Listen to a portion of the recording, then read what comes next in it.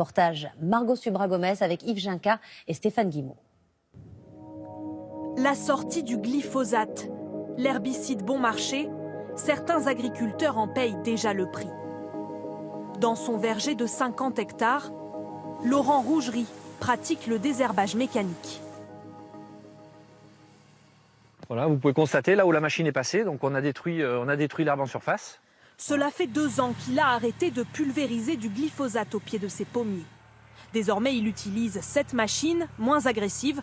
Il doit la passer jusqu'à 7 fois par an, alors qu'il n'employait le glyphosate que 2 fois dans l'année.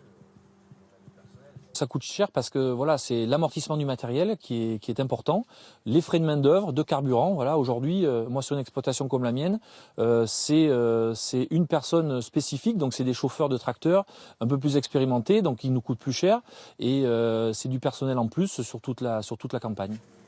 Produire 1 kilo de pommes lui coûte 44 centimes, 4 centimes de plus qu'avec le glyphosate.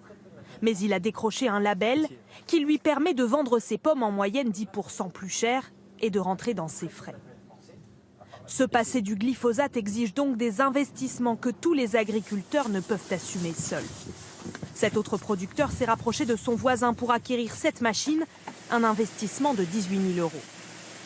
Une des solutions qu'on a trouvées, c'est de mutualiser les achats de matériel qui nous permettent de diminuer un petit peu les amortissements. Ça nous permet au moins de vendre et d'être les pionniers un peu dans ces démarches-là et de se préparer en tous les cas à un avenir. Des pionniers de la sortie du glyphosate.